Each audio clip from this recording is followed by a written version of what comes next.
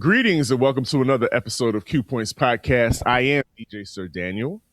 And my name is Jay Ray, sometimes known by my government as Johnny Ray Cornegay III, and I will not hit the mic again. It's in a weird spot because I'm not at my spot.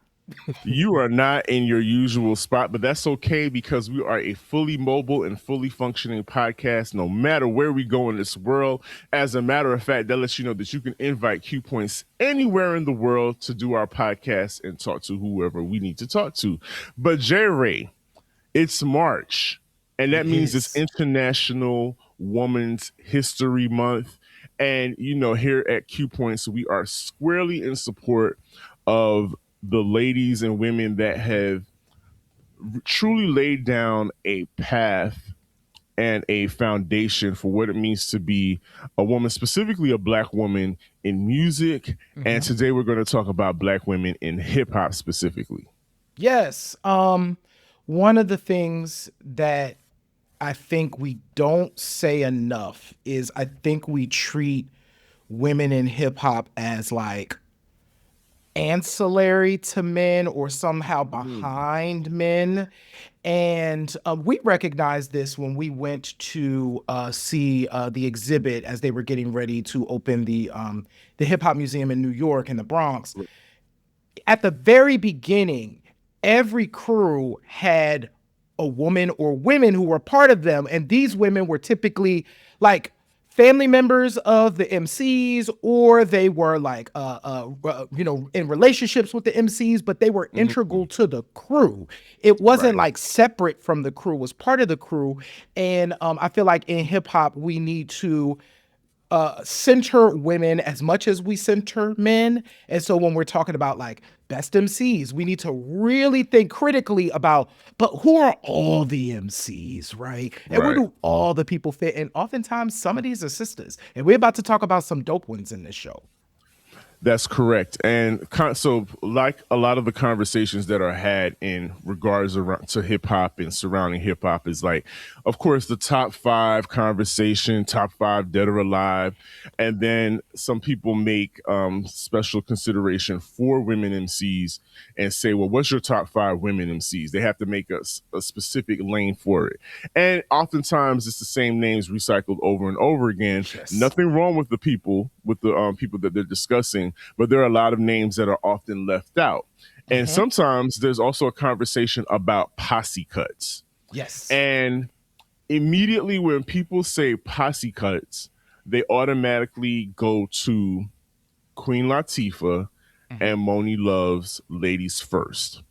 Now, I have a little pushback when it comes to that, because as anthemic as Ladies First is to this day, a powerful, powerful tune that cannot be denied, and is definitely a battle cry for Black women specifically in any situation, in any category that they're living and working in and existing in. Ladies First is definitely an anthemic tune that needs to be celebrated, but it is not a posse cut.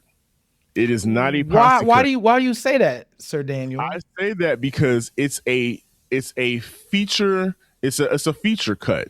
Yeah. It's an artist featuring another dope artist, and nothing wrong with the song, but it is not a posse cut. In my opinion, in the DJ Sir Daniel opinion, a posse cut is when 3 or more are gathered. 3 or more are gathered, and the Holy Spirit of hip hop will enter the room, and it will deem this a posse cut. So it'll be blessed then as a posse cut. As a posse cut. And so I wanted to start off the conversation with that, because we tend to, first thing they say is, Queen Latifah and Monie Love, dope feature song, but not a posse cut. And what we are about to discuss is some posse cuts there's some that are highly celebrated and others that are not celebrated enough. And so I think we should start with one that I think everybody always goes to, is the default posse cut, which is the I Wanna Be Down remix featuring Queen Latifah, MC Lyte, and Yo-Yo. Yes. So What's interesting about this is I think at the time when this was released, it's funny me being in this seat talking about this song, knowing that I work with Kipper, right? Kipper But I'm Jones. going to talk about it from the fans' perspective. Correct. When this song was released, this is following the experience that we had had with Craig Mack and the Flavor in Your Ear remix. So our Mhm. ears had gotten tuned to what a bunch of people on a song in this part of the 90s would sound like. We had, of course, experienced a posse cut before that when we look at the scenario and like all of these things, but this was like something different. And so when I Want to Be Down came out, which was banger R&B cut, right? Mhm. I never would have imagined that they would flip that into a hip hop posse cut. So, of course, the song, the original version, I Want to Be Down, written by Kipper Jones and produced by Keith Crouch. They take Keith's production and they strip down on this hip hop remix. So you still get the pieces of Brandy doing the thing. And one, Brandy's like a little girl. So you get Yes. like the 14-year-old little sister who's like anchoring the song. And then you get like her big sisters like coming in to Mhm. like wreck shop on this thing. And so, of course, we open with Lyte.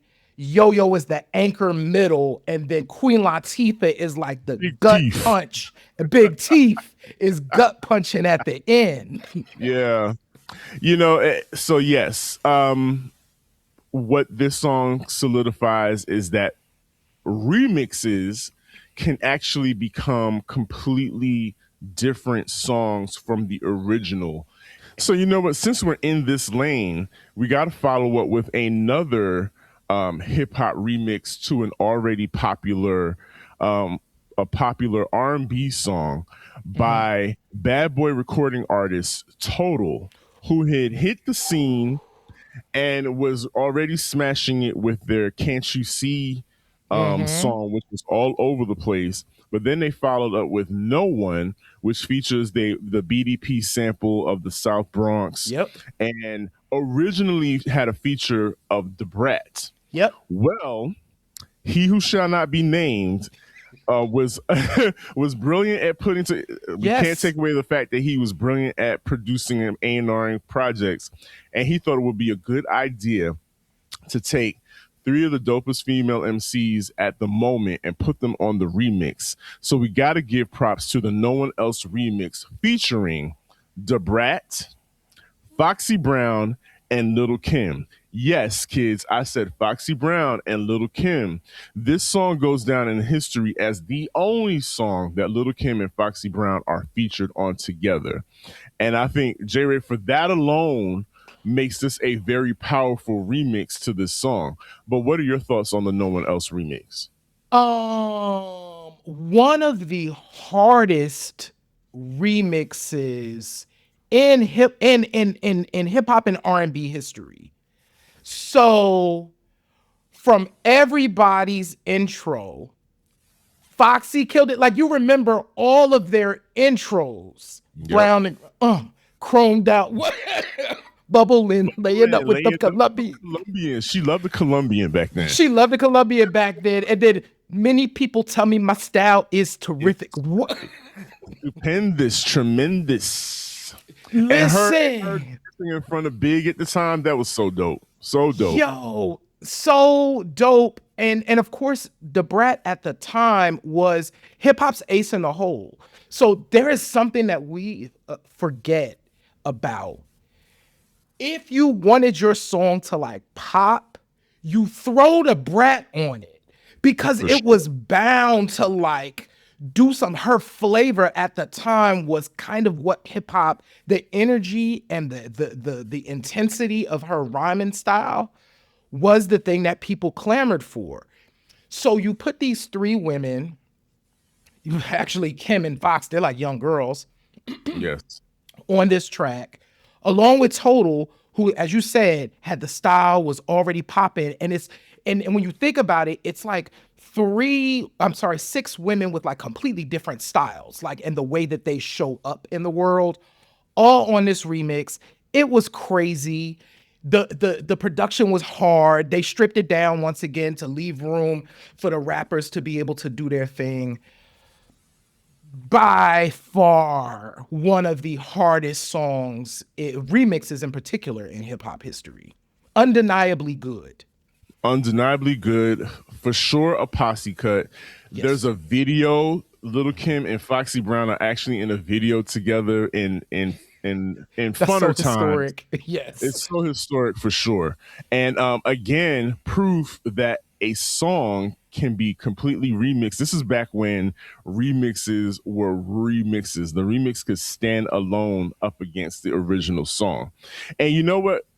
Let's round it out with another very powerful, very radio friendly. The original song is not radio friendly at all. At all. They're told the remix is totally different from the from the original. The hardcore album version of Lil Kim's "Not Tonight" is a Jermaine Dupri production, stripped down sample of George Benson's "Turn Your Love Around." And it's very bare bones, very racy lyrics, but unforgettable because it's Lil Kim. This song is featured on the Nothing to Lose. The remix is featured on the Nothing to Lose soundtrack, Martin Lawrence and Tim Robbins buddy cop feature film. And this remix comes out of nowhere. First of all, we get a Kool and the Gang sample. Yep. Of Ladies Night. And people often refer to this remix, this posse cut, as Ladies Night instead of Not Tonight, the remix, because the hook is that strong. And we've got featuring Angie Martinez, who is hip hop radio royalty, an icon in her own right, who to this day will never claim to be a rapper. She's like, look, I don't know what y'all was thinking about giving me a record deal back then. She's like, she cringes at the thought of her rapping back then, but she's very credible on this remix. And some will say it was a political move because it was an automatic entree into radio, insertion into rotation for sure. But Angie Martinez, Lil Kim, who doesn't open the song and doesn't close it. She comes in second, but still manages to body it because she's Kim. Yeah.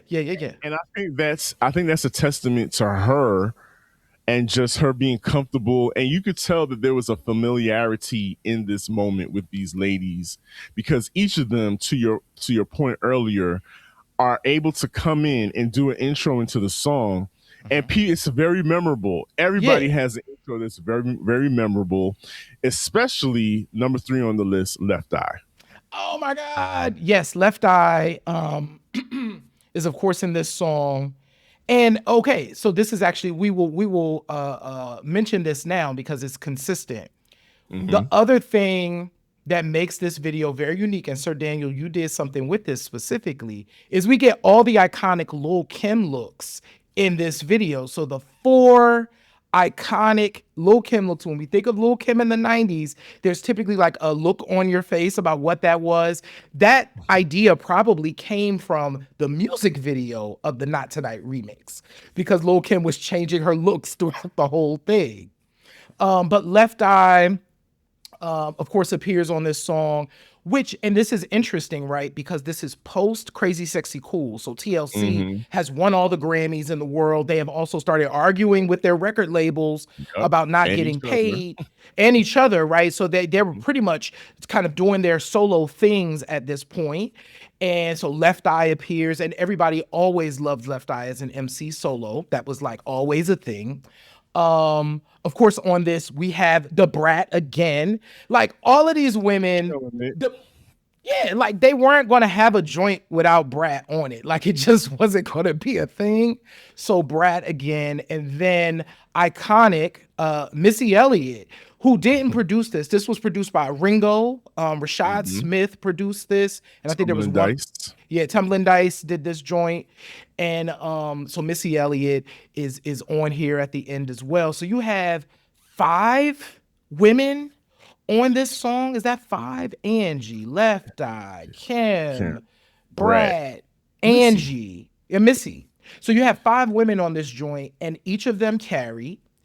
And literally, the song exists in a world of its own. It is often not affiliated, to your earlier point, Sir Daniel, with the original. It's an entity unto itself. And it became a huge hit for Lil Kim. A huge radio hit, which I think which makes people forget that it is in fact a posse cut. Yes. They are literally passing the mic to each other on this song. Yeah, and the video must be mentioned because the video, like I said, this makes the song even more fun because we see these ladies in a fun environment and a luau kind of environment. It's chock full of cameos. Mary J. Yes. Blige, Queen Latifah, Yep. Changing Faces, the other ladies from Escape. I believe that Tion and Shirley make I a think cameo so. in this video. And so it's a lot of the ladies from Atlantic Records and all the affiliated records. Foxy Brown's nowhere to be found. But it's Well, we had still, moved on. We had you know moved to a why. different phase by then. You know why. But yes, that qualifies Not Tonight to be in the list of standout posse cuts featuring only women MCs. And so I think so these are all huge success records. Yeah. Maybe possibly crossover records. Oh, yeah. Popular, very popular. And posse cuts, not for nothing, come from a culture of what we call the backpack era Yeah. of rapping. And so we have to dig a little deeper for some other posse cuts that may not have been as popular, but still are very powerful and need to be mentioned. And I think we're gonna go here to Big Cap, DJ Big Cap, rest in peace, Yeah. for putting together, assembling some kind of they were known MCs, but they weren't like crossover hit mega MCs. They were strictly like backpack. Like dudes would recognize these women and be like, "Oh yeah, she's fresh because she'll be in Yeah. a cipher and Yeah. she'll be spitting." But the song opens up with Philly's own Yeah. icon in her Bahamadia. own right, Bahamadia. Yeah. Who we'll talk about again in a second, but Bahamadia in this moment in time, this is so interesting. Like there was room for an artist like a Bahamadia in this time, Yes. right?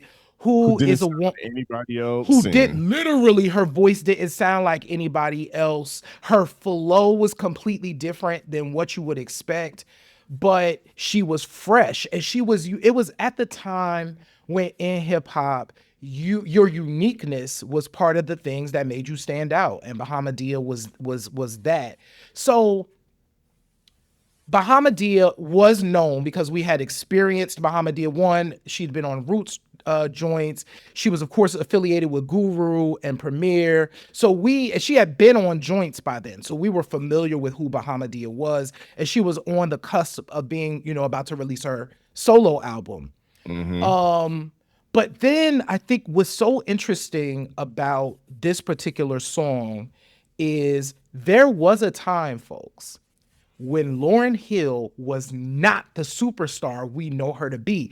Lauryn Hill was just like a really dope rapper at the time, because in between, but Lauryn is bodying remixes in between. So the Fuji's album had come out already, probably like 2 years, 93. But it didn't really hit. Lauryn started showing up on stuff like left, right, and center. Lauryn Hill was rapping on everything. And it was just like, that girl is something. And this was one of those songs where she just kind of appeared. So once again, you have this moment in time where an artist that was like about to go crazy. So what is so it's a shame that more people don't recognize Uneek, because as I stated, this record was put together by Big Cap, who at the time is part of uh, a posse of DJs, because DJs at this point, we're heavy in the mixtape era. And DJs like Big Cat, Funk Master Flex before he blew up on the radio. Biz Markie is considered a part of this. DJ Doo Wop. All of them are running in a syndicate and putting together mixtapes. And these mixtapes are running the streets. As far for new MCs, up and coming MCs, you got to be featured on a Doo Wop mixtape, a Big Cap, a Funk Flex mixtape. You got to be on it. And Uneek was a steady fixture on those mixtapes. And Uneek got some. She was put on the radio at times. Also, when I think when Angie Martinez and them got their own Ladies Night radio mix show at the time. Uneek is also featured on Angie Martinez's debut album. Uneek is also part of the little known group, the Ghetto Girls. If you ever come across the Ghetto Girls full album, or you can listen to it on iTunes, you will hear Uneek is a part of the Ghetto Girls and also put a stamp on that. She represented like strictly rugged street rhymes, talking about razors in her hair, the whole nine. It was super grimy.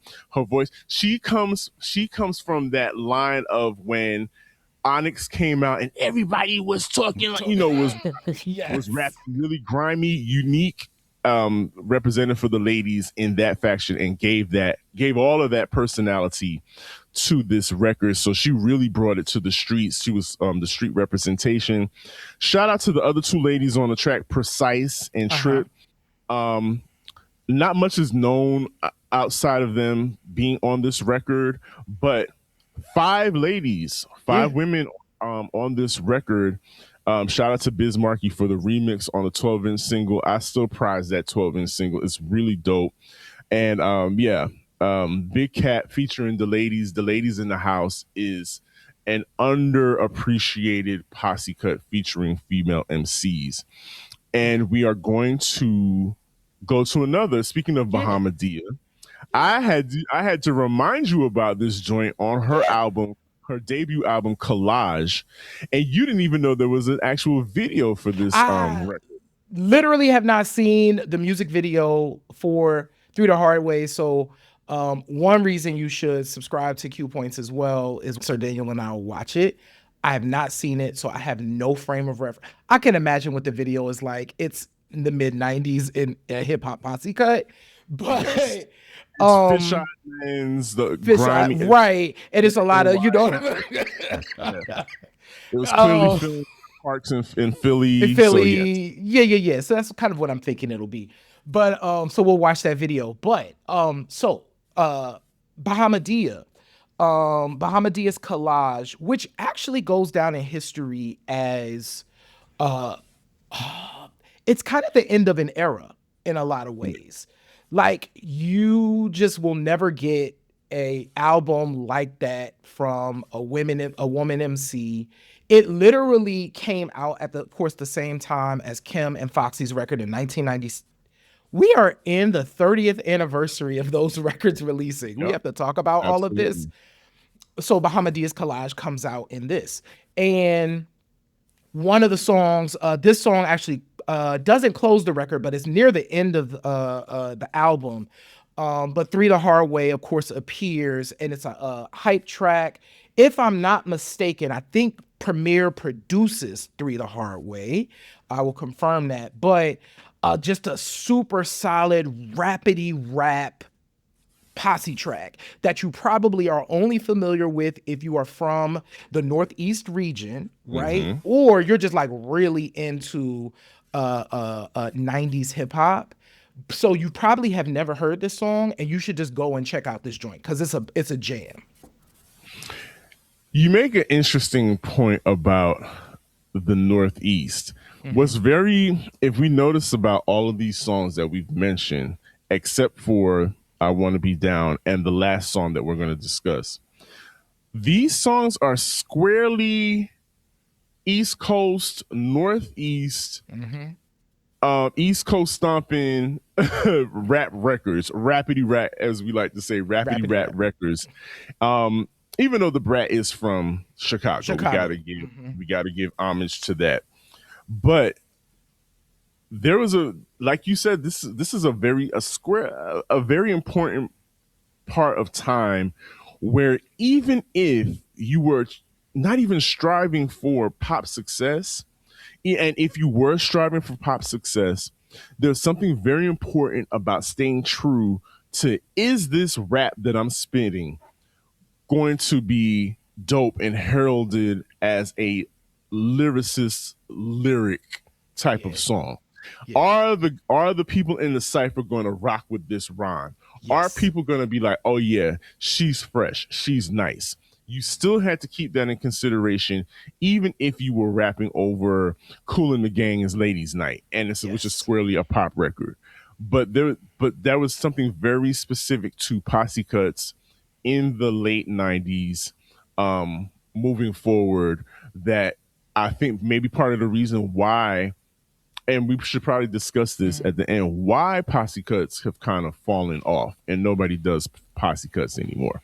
Oh, I have a controversial reason for that. But before we go to our final track, I do want to mention that. So for Three the Hard Way, of course, it's on Bahamadia's album. So Bahamadia Yes, um opens the song, I think, she does, and closes it. and closes it. So and then we have K Swift and Mecca Starr are both on Three the Hard Way. Super dope track. Go and listen to it. It's very, very Philly sounding. Very, in my opinion, Mecca Star eats it up. Mecca Star kind of chews up everybody else on the record, but that's just my opinion.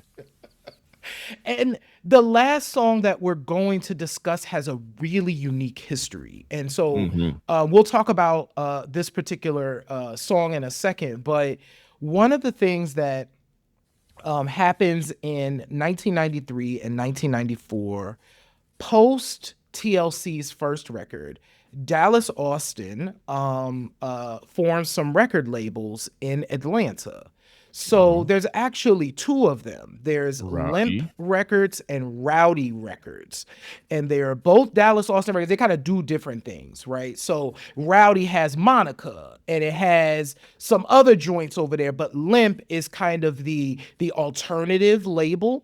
And that alternative label, quote unquote, signs an artist named Joy, who's literally the princess of the South. Like, Joy is the member of the Dungeon family that's kind of like queen of all things, right? Tennessee Slim, shout out. Tennessee Slim, shout out, like for real. So no shade.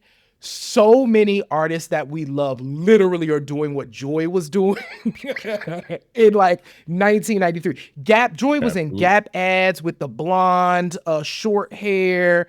Joy was wearing that see-through top to award shows, singing her face off. Like, she was that groundbreaking. So she releases an album in that period of the Pendulum Vibe, which includes a song that she wrote called Freedom.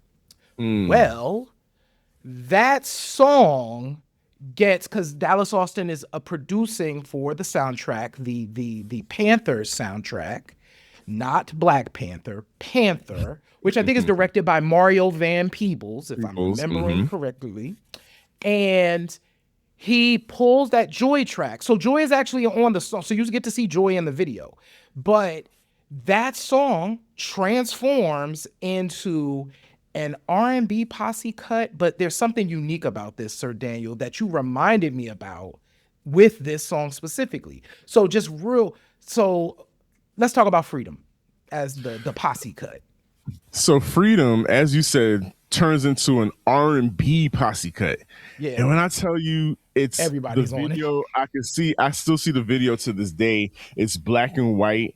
It's a tight close up on Coco from SWV, and SWV is in the video. Each and every R&B, black R&B female soloist and group is featured in this video. If Yes. you were on a, even the ones that were on the come up were featured in this video. Vanessa Williams, SWV, Changing Your Faces. faces. I Aaliyah, mean, I think was Aaliyah, theirs. TLC, every and anybody you can think of is featured in this video. And so the video comes out, the song comes out, and we're like, oh, this is cool, this is fly, let's go see Panther. But we're not done. In the famous words of KRS-One, we're not done. We're not done. We're not done yet. They flip this song, this squarely R&B song, into a rap posse cut. And it starts off, the funny thing about this is it's all this rappers, but the song is anchored by Patra. Yeah. Patra, who is literally the queen of dancehall music, where dancehall has had its own come up in the early 90s and is now mainstream. Yes. Patra is leading the pack, is the queen of the pack.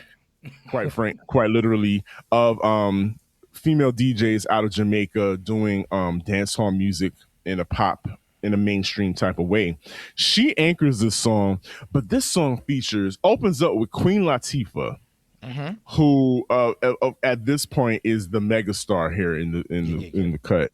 Queen Latifah, Yo-Yo, MC Lyte, Nefertiti, shout out to Nefertiti. Salt-N-Pepa, and Left Eye. Left Eye, like to your points earlier, is like getting all these looks on these different songs because she's coming up, and there's all these rumors about her breaking solo. But anyway, this song snaps because not only is it very capable MCs on here, the beat is stripped down, as it has been in all of these songs that we're talking about, has been stripped back so that they can do their rapping thing.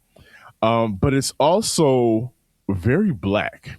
Yes. It's very speaking to the times. It's speaking to the times of the subject, which is Panther, which a lot of the things that happened in Panther in the 60s is still happening at that time in the 90s. And we still have to keep bringing these things forward. And so not only they're not even talking about how nice they are on the mic or how much money they got. There is a very specific and a very intentional message in this song. And these women are speaking to the ills and the plights of the community, and how they, as women, the caretakers, the main caretakers, the people that give birth to the generation, are suffering not only it's easy to put it at the hands of black men, but they're suffering from institutional racism as well. And so they're saying, hey, listen, I'm standing next to you, brother. I want to fight with you, which is what the women in Panther did, is they fought next to these brothers. And so they brought it to this song. If you have never heard it, if you have never watched the video, do yourself a favor. And I'm pretty certain we'll be linking these videos to this conversation. You gotta hip yourself to Freedom on the Panther soundtrack. Originally produced by Dallas Austin, but there's a fly ass Diamond D remix as well that really brings it to you. And so this song, I think, was the perfect way to round out this conversation about posse cuts by nothing but women MCs. They exist, y'all. They really do exist, and you just have to go and find them. Yeah, and I think not only do these songs exist, we've talked about this before on the show, but I think one of the things that this underscores specifically is that women in hip hop have a history of, when they get together, it's uplifting, right? They are really trying to send a message to society, to the Black community, that, to your point, you mentioned like that caretaking, right? To the community that they're caretaking for, to the men that they're often in relationship with that are also like struggling.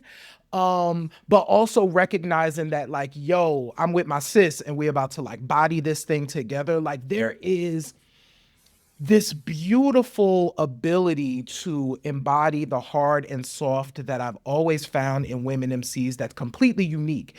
Men typically have to do one thing, whereas the women can be like, I can walk this line a little bit. I can be a little Mm, bit of this and a little bit of that.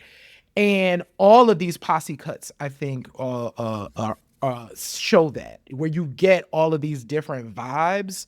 But to your point, at this point in time, and this is a very specific point in time, these women had to show up and prove, because you had to rap then. Before we get out of here, Sir Daniel, I do want to ask a question. You mentioned this earlier that we were going to talk about this. Why do you think this doesn't happen today from your perspective? Why don't we have more women posse cuts, or just posse cuts in general? Because quite frankly, you yeah. either in the crew or you not, or we're not doing it together. We do see a little bit of it, but not Yeah. really. Yeah, it's there are multiple factors as to why these things don't happen anymore, specifically with women. There's always been, for whatever reason, this weird fear, especially from the industry standpoint. This has been weird fear of having the women play with each other on the same track, or just in general. They typically kept, especially in hip hop, if you listen to interviews, a lot of the women will tell you they kept the women separated. They Mm-hmm. kept them separated on tours. They kept them away from each other. They kept them. It's so weird when you think about it. Like, they'll talk about being sequestered to their tour buses and their Yeah. hotel rooms, and not being able to socialize with each other, except when, I think it might have been Queen Latifah was like, nah, I'm, me and Moni are hanging Yeah. out, and then they hang out with other people on tours, Mm-hmm. and they get to know Salt and Pepper. Salt and Pepper talk about this a lot, how they felt alienated, how they felt like nobody liked them, Yeah. and that was by design, to for whatever weird reason the industry wanted to do that. And then now, when we fast forward to today, the systematic racism is everywhere. Systematic racism is in our music. It's in the boardrooms. It's in the corporations that have taken over hip hop, Mm-hmm. that really don't want any kind of unity, or anything that would cause you to think, or to have any kind of thoughts, Mm-hmm. period, that could be deemed as something that will spark a revolution, a personal revolution, and a revolution amongst black people specifically. So there are reasons why you don't hear that anymore. There's a reason why Meg Thee Stallion and Nicki Minaj were on a song together, but a couple months down the line they're beefing. They're That's beefing. on purpose. Yeah. That's done on purpose. That's why you'll only hear Glorilla and a Cardi, Glorilla and a Meg. They'll never have it, or Meg and Cardi. They'll never have more than two on a song. It's a feature. It's all about money, and so if it's not economically going to make money for them, nobody has interest in putting together posse cuts. So or anything that symbolizes unity within the hip hop community. It's so interesting because I really do think a lot of this, to your point, it does come down to like money. For Now, sure. I don't know this to be true. Somebody has probably talked about this, but I always got the sense, especially in the 90s, right? People was always jumping on somebody's joint. A Yes. lot of them folks ain't had, there wasn't a budget for you to be like, oh, I'ma pay Brat, you know what I'm saying, to be on the song, unless you had the budget like that. But sometimes it's like, no, you're my girl. Like, I'm gonna hop on the song. I'm gonna get my writing credit. It's all good. We just about to do this thing, right? I do wonder. Go ahead. No, finish your thought, because I can't believe we almost forgot this, but go ahead, finish your Okay, thought. cool, cool, cool. I'm gonna write it down. I think so much of the issue comes down to just like plain economics of just like, I can't afford to pay so and so to be on the song because they this big and they cost this much. You know what I'm saying? To be a feature, you know what I'm saying, on the song and all of that. And there's just that the love is missing. Just like, no, I think they dope. and they need to, and I need to be on a song with them. Let's make that happen. Like, how do we make happen that I'm on a song with them because they dope, and me and them being dope together need to do something, right? So my hope is that in this new in the era that we're marching into, that just that love and that respect comes back for somebody else's craft. And it's just like that unity. I just want to see that again. The fact that we have a song in history that includes Lil Kim and Foxy on the same song, and unfortunately, it's the only one because y'all, this almost turned into a project. Can you imagine what that shit would have done had that turned into a project with those two on it? But we didn't get that. That's okay. But we got the No One Else remix. So listen, let's stop. Let's stay on Where we love for a forget? second. I can't believe we almost forgot the love of my life Oh worldwide remix crap! Angie featuring Stone, Queen Erykah Badu, Latifah, Angie Stone, and Bahamadia. Medea. Yo, and that is so 2003. fun. Listen, 2003. It's really paying homage to Angie Stone's Sequence. groundbreaking group, The Sequence. How could we have forgotten that? Because it's an homage to "Funk You Up," which was their big hit single.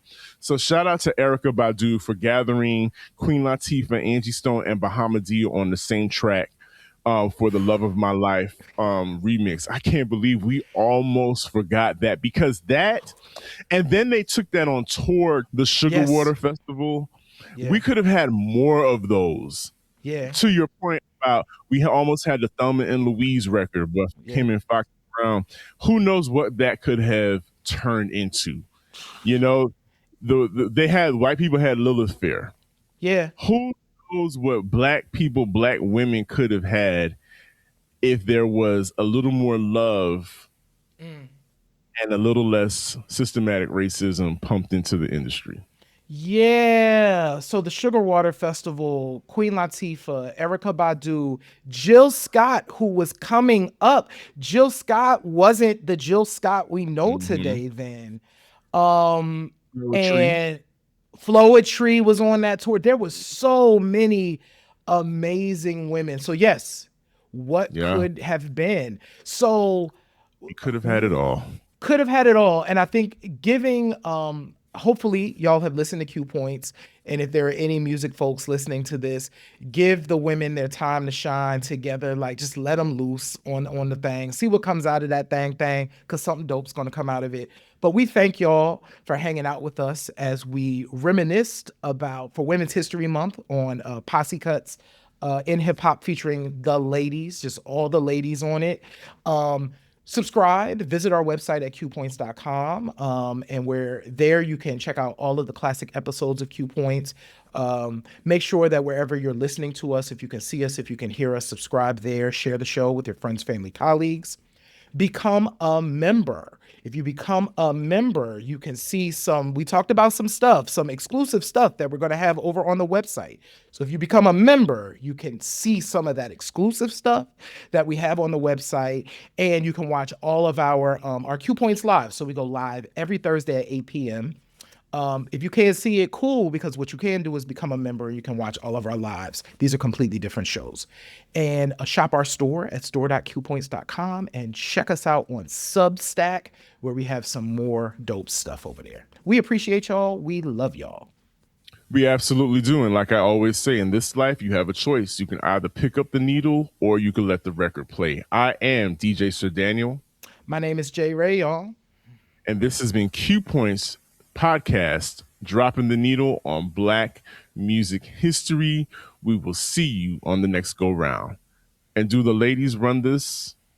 Hell yeah. Yeah. Peace, y'all. Peace.